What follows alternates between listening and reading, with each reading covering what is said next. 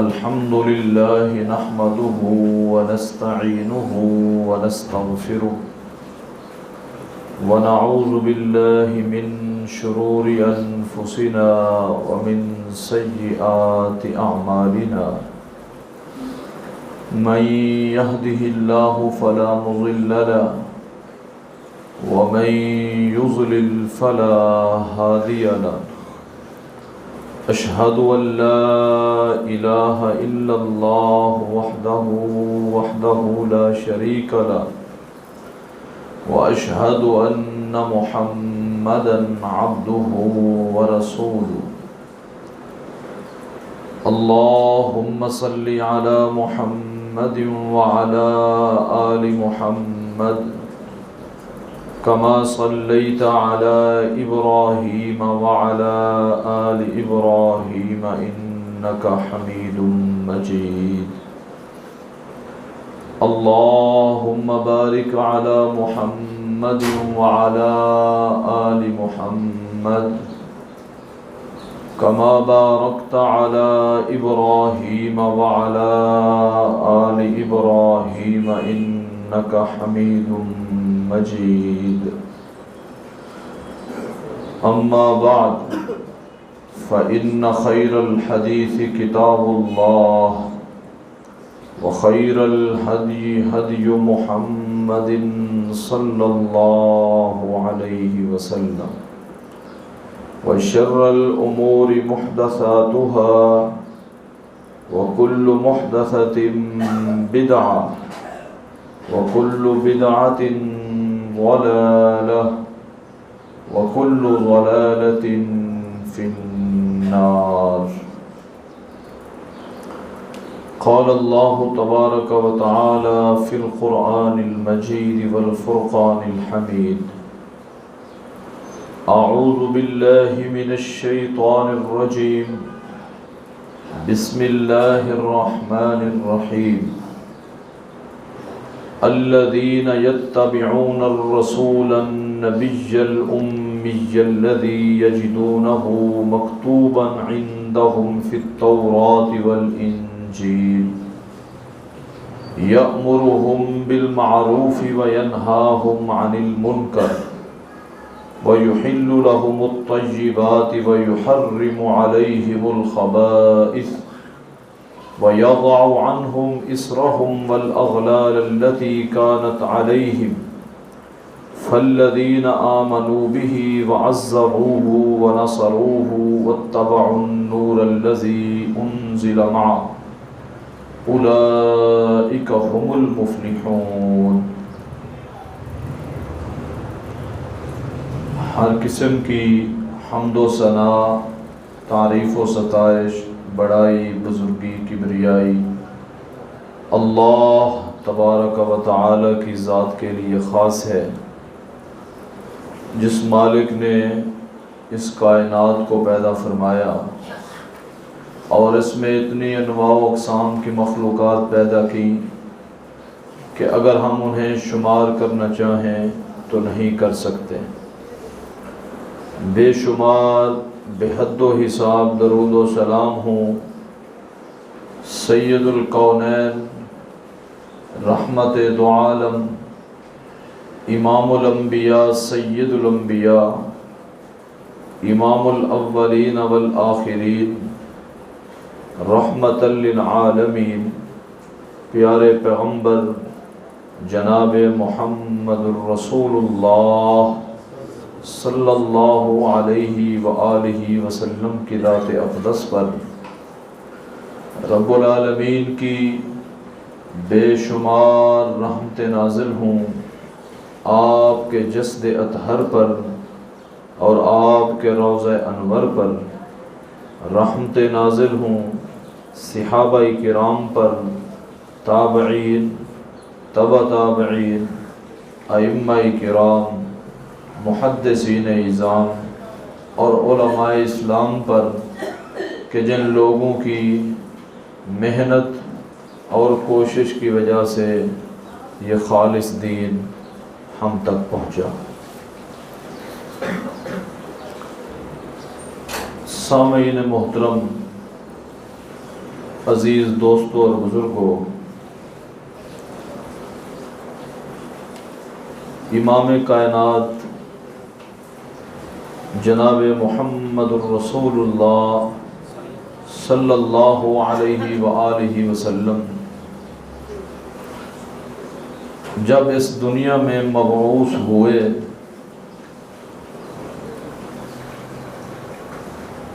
وہ دور انتہائی تاریک اور عجیب و غریب تھا۔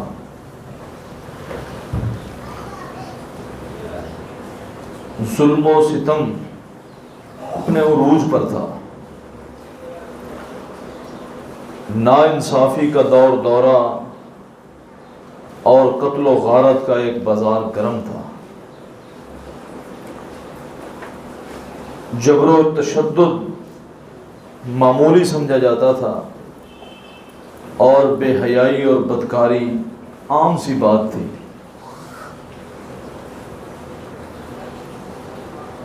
لوگ رب تعالیٰ کی ذات کو فراموش کر چکے تھے اور توحید سے بیزاری عام ہو چکی تھی۔ شرافت و اخلاق کا ایک بحران جاری و ساری تھا۔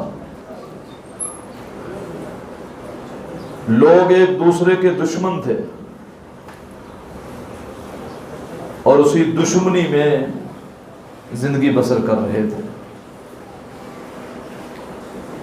وہ ایسا وقت تھا کہ جس وقت میں ہمدردی محبت کے جذبات مٹ چکے تھے۔ وہ ایسا دور تھا جس دور میں محبت اور مودت کے احساسات ختم ہو چکے تھے۔ لوگ آپس میں ایک دوسرے کے جانی دشمن اور پھر ان میں چھوٹی چھوٹی معمولی سی باتوں پر اختلاف اور جھگڑا ہوتا اور وہ جھگڑا اس قدر طول پکڑ جاتا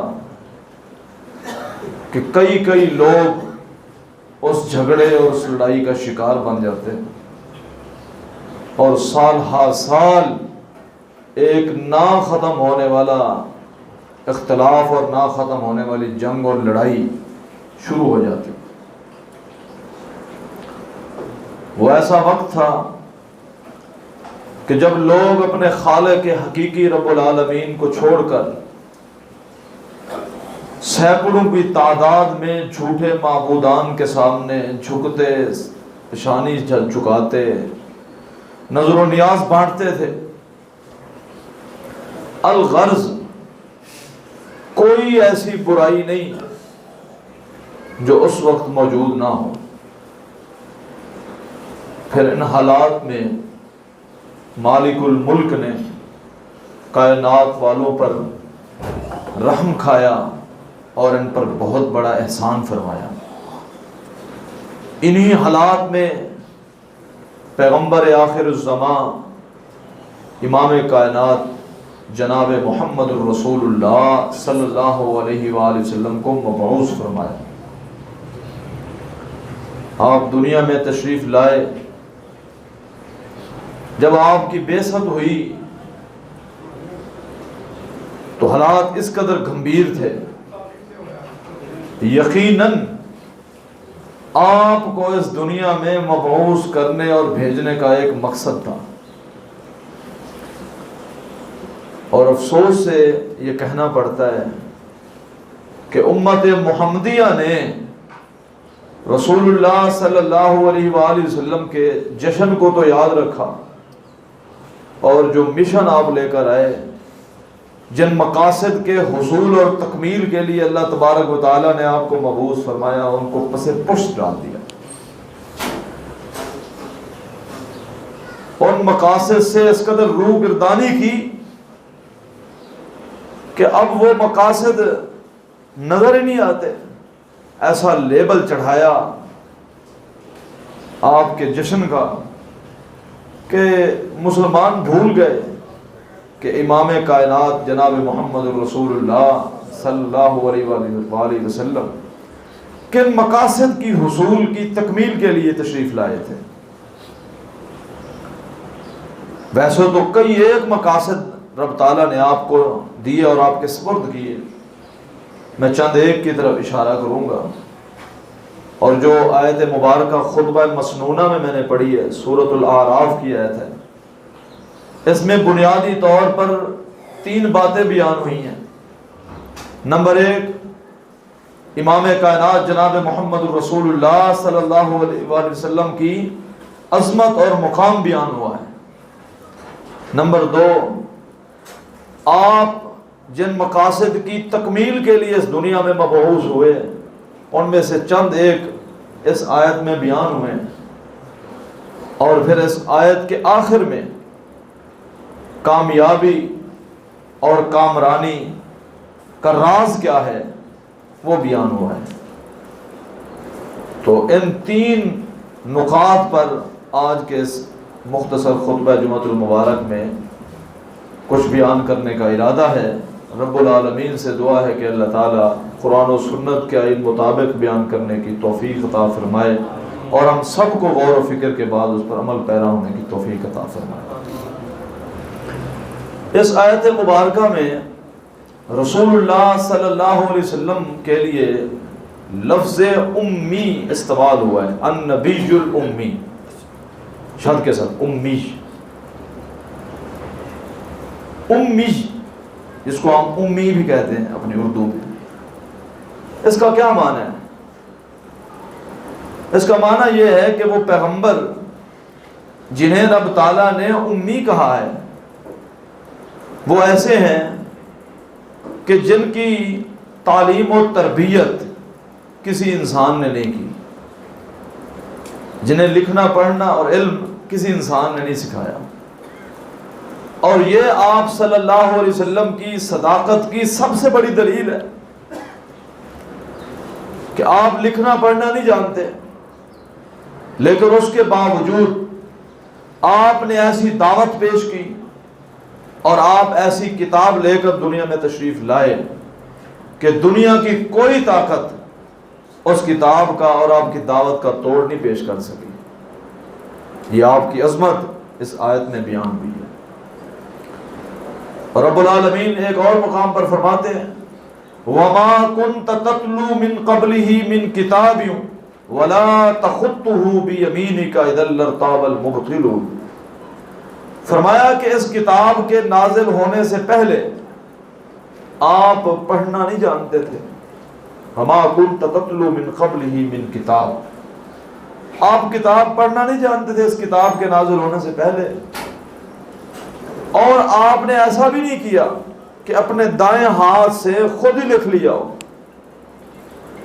اگر یہ دونوں باتیں ہوتی کہ آپ لکھنا پڑھنا جانتے اور آپ نے خود اپنے ہاتھوں سے لکھ لیا ہوتا، اِذًا لَارْتَابَ الْمُبْطِلُونَ، تب تو ان باطل پرستوں کا آپ کی دعوت پر اعتراض کرنا تو بنتا تھا، لیکن چونکہ دونوں باتیں نہیں ہیں، نہ آپ پڑھنا جانتے ہیں نہ آپ لکھنا جانتے ہیں، تو پھر جب آپ ایسی کتاب لائے ہیں اور یہ سامنے والے بھی عربی زبان ہے، یہ بھی عرب ہیں اور آپ بھی انہی میں سے ہیں، اس کے باوجود آپ وہ کتاب لائے ہیں، یہ اس کا توڑ پیش نہیں کر سکے۔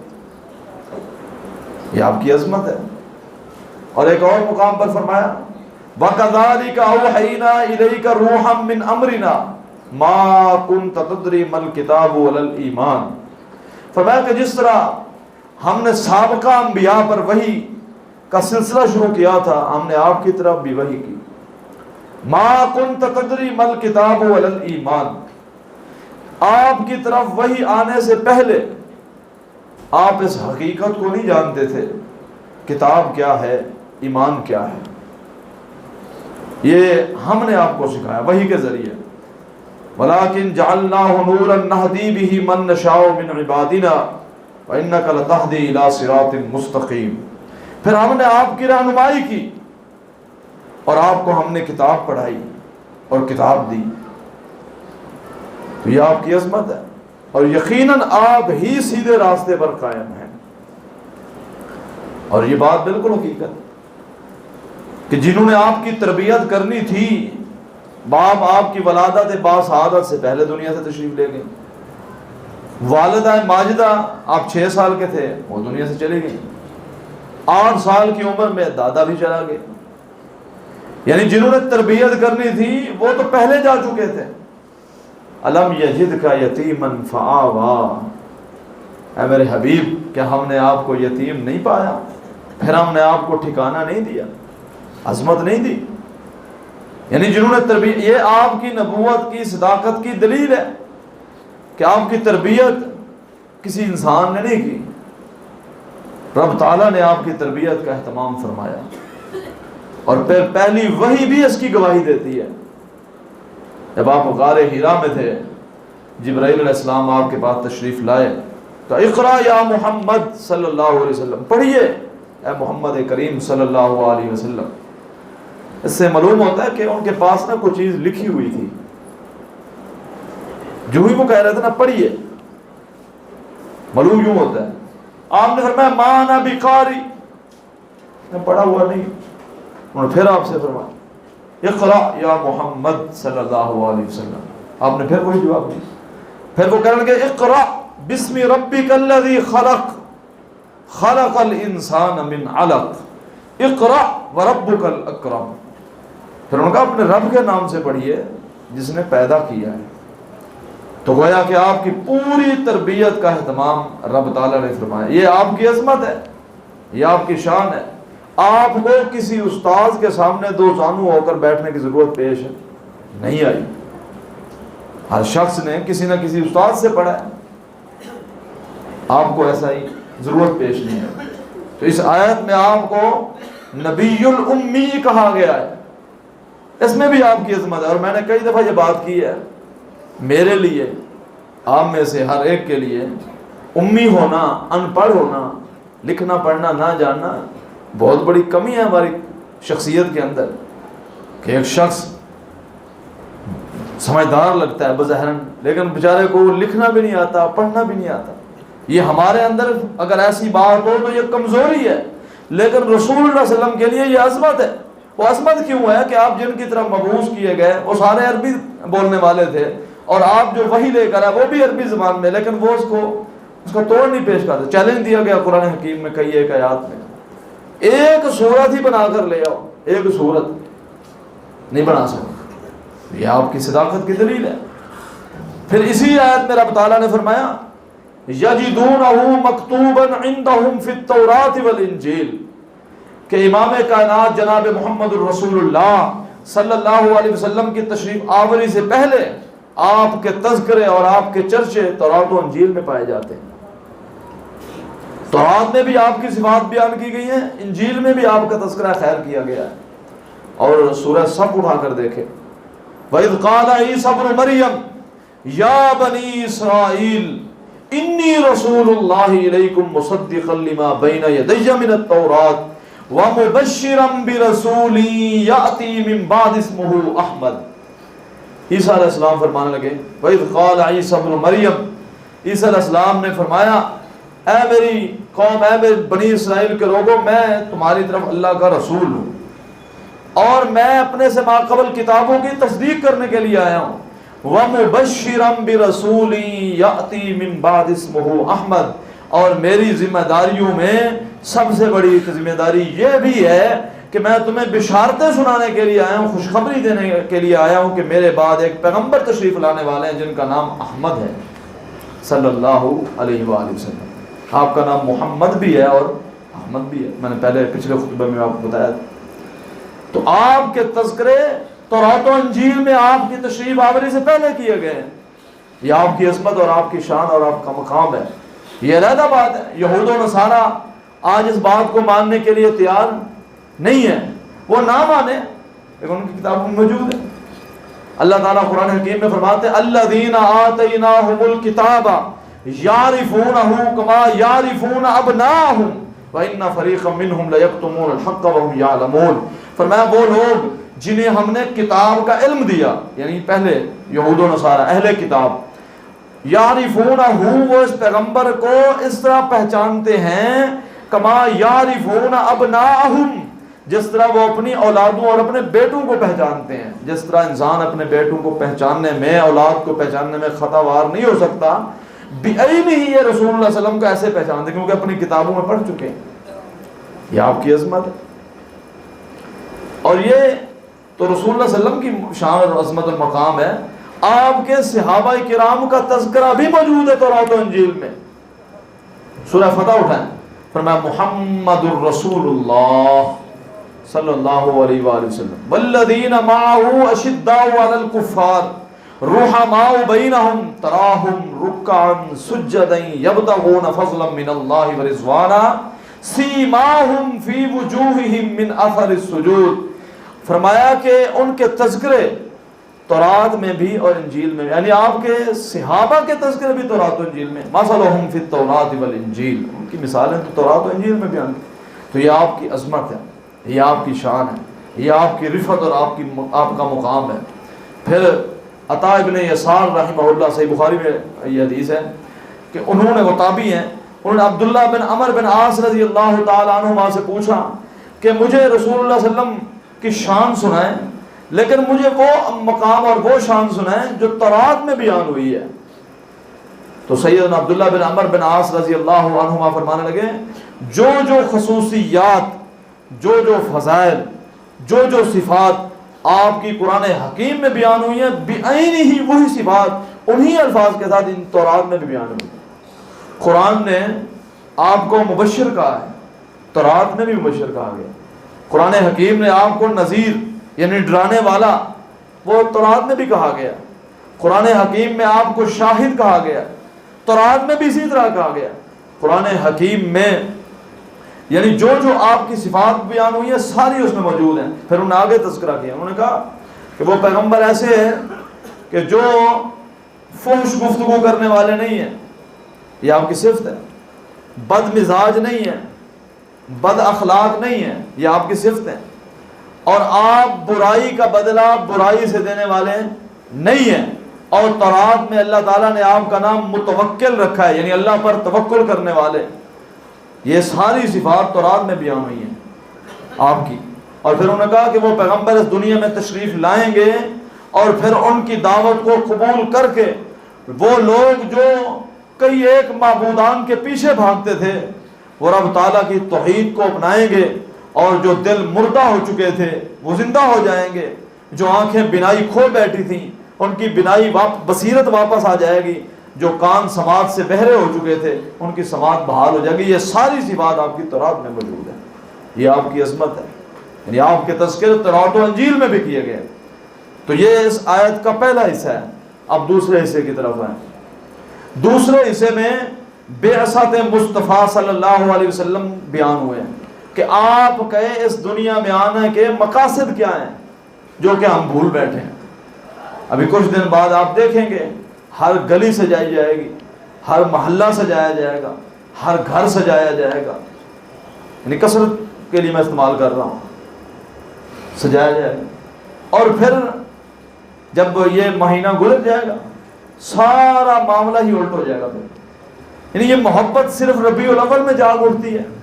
آقا علیہ الصلوۃ والسلام سے محبت اگر کسی مسلمان کے دل سے ایک لمحے کے لیے بھی نکل جائے نا، وہ تو ایمان سے نکل جاتا ہے۔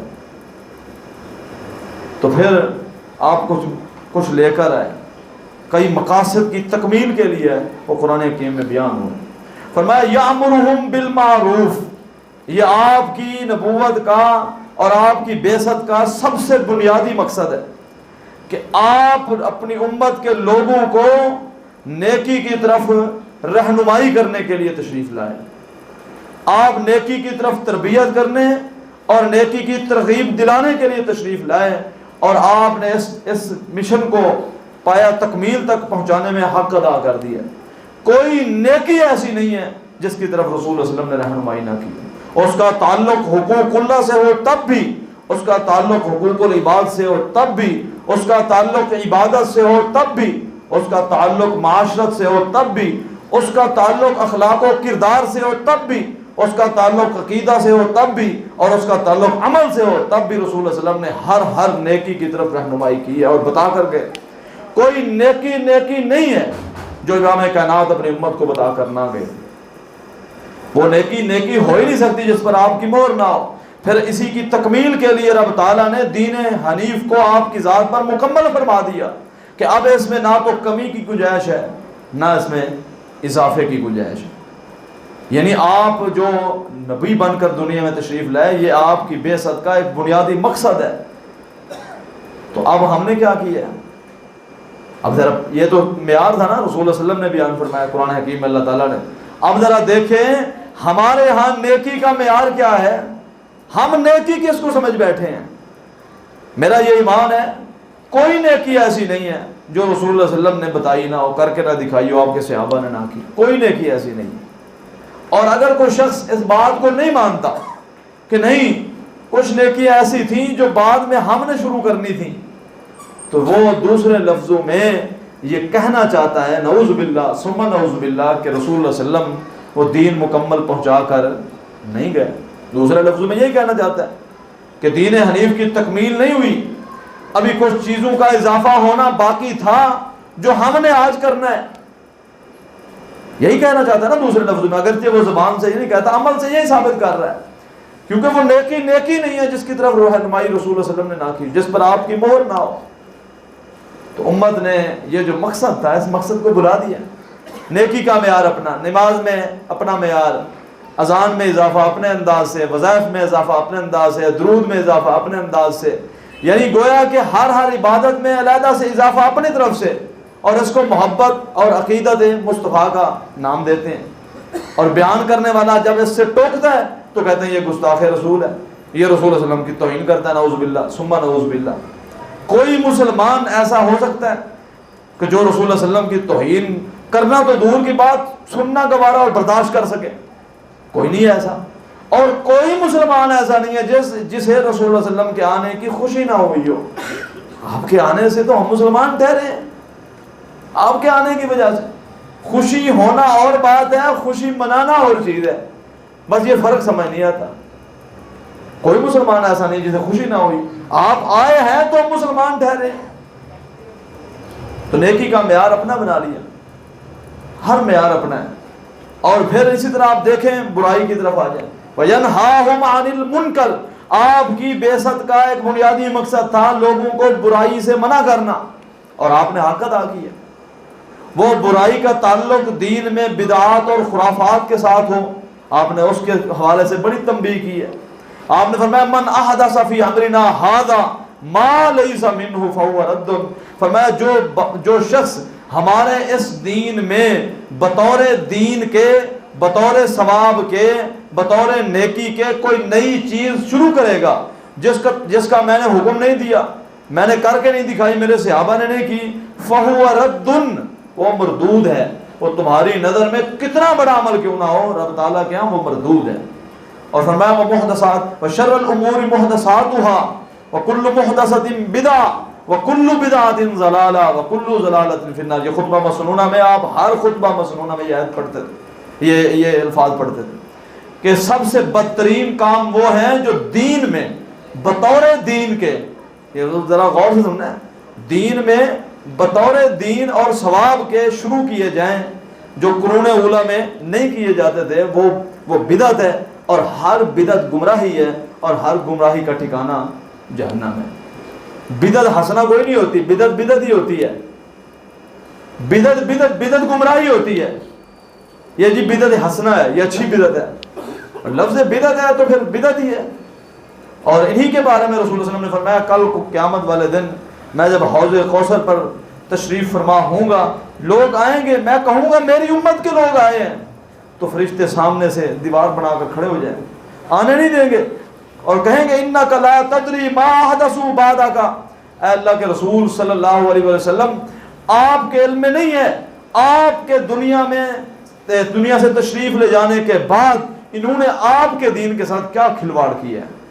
ہر چیز میں اپنی طرف سے من مانی، اور ہر چیز نیکی کا معیار بھی اپنا اور برائی کا معیار بھی اپنا۔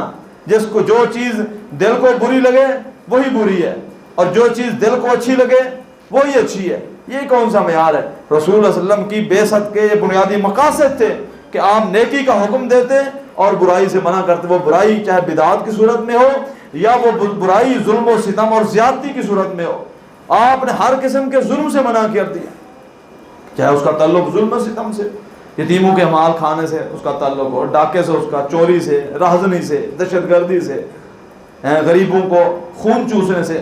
آپ نے ہمیں اتقوا ظلم، لوگوں ظلم سے بچ جاؤ، فإن الظلمات ظلمۃ یوم القیامہ، آپ نے فرمایا یہ جو ظلم تم دنیا میں کر رہے ہو کل قیامت والے دن تمہارے سامنے اندھیرے بن کے آ جائیں گے، بچ جاؤ، اپنے آپ کو ظلم سے بچاؤ۔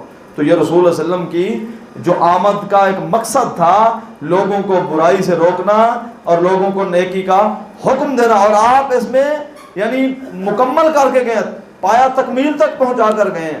اگر کوئی شخص اس بات کو نہیں مانتا، دوسرے لفظوں میں وہی الفاظ کہتے جو میں نے دہرائے ہیں کہ پھر رسول اللہ صلی اللہ علیہ وسلم نے رسالت کا حق ادا نہیں کیا۔ اللہ تعالیٰ فرماتا ہے یا ایھا الرسول بلغ ما انزل الیک من ربک وان لم تفعل فما بلغت رسالتہ، اے میرے رسول صلی اللہ علیہ وسلم، آپ جو پیغام ہم نے آپ کو دیا ہے آپ کی ذمہ داری آپ اسے پہنچائیں، اگر آپ نے نہ پہنچایا تو ہم یوں سمجھیں گے کہ آپ نے ہمارے پیغام رسانی کا حق ادا نہیں کیا، لیکن رسول اللہ علیہ وسلم حق ادا کر کے گئے۔ حجۃ الوداع کے موقع پر 1,44,000 کم و بیش صحابہ کو آپ نے مخاطب ہو کر فرمایا میرے صحابہ بتاؤ میں نے دین پہنچا دیا ہے، میں نے دین پہنچا دیا ہے، میں نے دین پہنچا دیا ہے۔ صحابہ نے بیک زبان ہو کر کہا تھا اللہ کے رسول صلی اللہ علیہ وسلم آپ نے پہنچایا ہی نہیں، پہنچانے کا حق ادا کر دیا ہے۔ آپ نے فرمایا اللہم اشہد، اللہم اشہد، اللہم اشہد، اللہ تو شاہد ہو جا، تو گواہ بن جا، تو گواہ بن جا۔ یہ سارے گواہ بن گئے ہیں کہ میں نے تیرے دین کو پہنچا دیا، دین مکمل ہو چکا ہے، اس میں نہ اضافے کی گنجائش ہے نہ کمی کی گنجائش ہے۔ کمی کرنے والا بھی گمراہ ہے، اضافہ کرنے والا بھی بدبخت اور گمراہ ہے۔ تو یہ آپ یہ مقصد لے کر آئے، اس مقصد کو کتنے مسلمانوں نے یاد رکھا؟ پھر آگے آئیں، آگے فرمایا وَيُحِلُّ لَهُمُ الطَّيِّبَاتِ وَيُحَرِّمُ عَلَيْهِمُ الْخَبَائِثَ۔ آپ کی آمد کے بنیادی مقاصد میں تھے، ایک مقصد یہ بھی تھا پاکیزہ طاہر پاک چیزیں آپ حلال قرار دیتے اور آپ نے حلال قرار دی۔ حلال و حرام وہ ہے جو رسول اللہ صلی اللہ علیہ وسلم وحی کے ذریعے حلال و حرام بتا کر گئے۔ حلال و حرام کا پیمانہ بھی خود نہیں بن سکتا، بلکہ رسول اللہ علیہ وسلم کو بھی وحی کے بغیر اختیار نہیں تھا کہ وہ حلال و حرام اپنی طرف سے متعین کرتے۔ میں نہیں کہتا، قرآن حکیم میں سورۃ تحریم اٹھائیں، یا ایھا النبی لم تحرم ما احل اللہ لک، اے میرے نبی صلی اللہ علیہ وسلم آپ کو بھی اختیار نہیں ہے کہ جو اللہ نے حلال کیا آپ اس کو حرام کر دیں۔ گویا کہ وحی کے ذریعے رسول اللہ صلی اللہ علیہ وسلم حلال و حرام بتا کر گئے، یہ آپ کی ذمہ داری تھی اور آپ نے اس ذمہ داری کو بخوبی نبھایا۔ پھر ہم نے کیا کیا؟ ہم نے کیا کیا ذرا دیکھیں، حلال و حرام کا پیمانہ کیا ہے ہمارا؟ یعنی 5 وقت کا نماز بھی پڑھتا ہے اور وہ دھوکہ بھی دیتا ہے، فراڈ بھی کرتا ہے، ٹھیک ہے، اور رشوت بھی لیتا ہے، سودی لین دین اور سودی کاروبار بھی کرتا ہے۔ یہی بات رسول صلی اللہ علیہ وسلم فرمائی تھی آپ نے کہ قرب قیامت لوگ سود کا نام چینج کریں گے، شراب کا نام چینج کریں گے اور حلال و حرام کی تمیز ختم کر دیں گے۔ یہی کلمہ پڑھنے والے ہیں نا، یہ کلمہ پڑھنے والوں کا ملک ہے نا، اس کی بیشتر آبادی کلمہ پڑھنے والے مسلمان ہے نا، اسلامی ملک ہے، اس ملک میں سود نہیں ہے، رشوت نہیں لی جاتی، چوری چکاری نہیں ہوتی، آئے دن چوری کے واقعات نہیں ہوتے، ڈکیتی نہیں ہوتی، رہزنی نہیں ہوتی، حرام کا پیسہ حرام ذرائع سے نہیں کمایا جاتا۔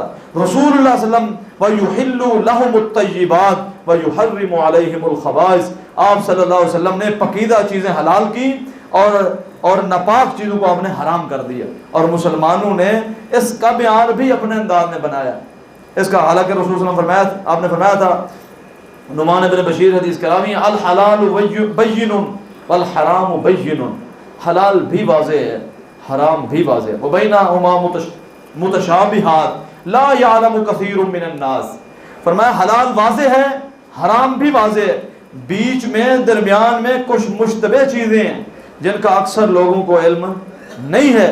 آپ نے فرمایا جو مشتبہ چیزوں سے اپنے آپ کو بچاتا رہا، اپنا دامن بچاتا رہا، یقیناً وہ نجات پا گئے، وہ بچ گئے۔ اور جو پھر شخص مشتبہ چیزوں میں داخل ہوا، جس کے حلال و حرام میں اختلاف ہے، اس میں داخل ہوا، وہ رفتہ رفتہ آہستہ آہستہ اگلا قدم بھی اٹھائے گا، وہ حرام کی طرف بھی جائے گا۔ اور اس کی مثال دی آپ نے کہ ایک شخص ایک چراگاہ کہ باہر شاہی چراگاہ کے باہر بکریاں چراتا ہے، اور جب اس کے قریب جائے گا وہاں پر جا کر چلائے گا، ممکن ہے اس کی بکریاں اس شاہی چراگاہ میں بھی گھس جائیں۔ اسی طرح اگر کوئی شخص مشتبہ چیزیں کو اختیار کرتا ہے وہ آہستہ آہستہ حرام کی طرف بھی چلا جائے گا، شیطان ابھارے گا اس کو۔ تو یہ آپ صلی اللہ علیہ وسلم کی آمد کا ایک بنیادی مقصد تھا، حلال چیزوں کو آپ یعنی پاک چیزوں کو آپ نے حلال کر دیا اور ناپاک چیزوں کو آپ نے حرام کر دیا۔ اس میں انسان دیکھے رسول اللہ صلی اللہ علیہ وسلم تو یعنی کچا پیاز کھا کر مسجد میں آنے کو آپ پسند کرتے، منع کیا ہے نا آپ نے، اور ہم میں سے ہی مسلمان سگریٹ کی بدبو زیادہ ہے کہ پیاز کی، سگریٹ نہیں پیتے، سگریٹ کا کاروبار نہیں کرتے، کاروبار بھی کرتے ہیں اور پیتے بھی ہیں۔ شراب یعنی لائسنس لیتے ہیں غیر مسلموں کے نام پر۔ اس ملک میں اتنے غیر مسلم ہی نہیں ہیں جتنی شراب کی یہاں پہ فروخت ہوتی ہے۔ وہ کون پیتا ہے؟ وہ کلمہ پڑھنے والے مسلمان، عاشق مصطفیٰ عاشق رسول پیتے ہیں صلی اللہ علیہ وسلم، نام نہاد جھوٹے، جنہوں نے صرف دعویٰ کر رکھا ہے اور جن کا کام ہی دوسروں پر تبرہ کرنا ہے۔ اور یہ محبت ہے۔ اور ایک محبت وہ تھی جب شراب کی حرمت آئی اور اندر صحابی رسول شراب پلا رہے تھے اپنے دوستوں کو، تو باہر ایک شخص نے آواز دی کہ رسول اللہ صلی اللہ علیہ وسلم نے آج اعلان فرما دیا شراب حرام ہے۔ انہوں نے اپنے گلے میں انگوٹھے ڈال کر کہہ کر کے الٹی کر کے شراب نکال دی اور شراب بہا دی پورے مدینے میں۔ ان کا کاروبار نہیں تھا، یہ تھے سچے محب اور سچی محبت اور عقیدت رکھنے والے۔ ہمیں اپنی فکر کرنی چاہیے۔ تو یہ آپ کے آمد کے مقاصد تھے جو بیان نہیں ہوتے۔ ان مقاصد کو اگر ایک مسلمان اپنا لے تو وہ کامیابی اس کا مقدر بنے گی۔ اور صرف اگر اسی کام پر لگا رہا جس کام پر یہ قوم پچھلے کئی سالوں سے لگی ہوئی ہے تو پھر یہ جھوٹی محبت تو ہو سکتی ہے، سچی عقیدت نہیں ہے۔ رب تعالیٰ سے دعا ہے کہ اللہ تبارک و تعالیٰ قرآن و سنت کو سمجھ کر اس پر عمل پیرا ہونے کی توفیق عطا فرمائے۔ وما علیہ الا البلاغ المبین۔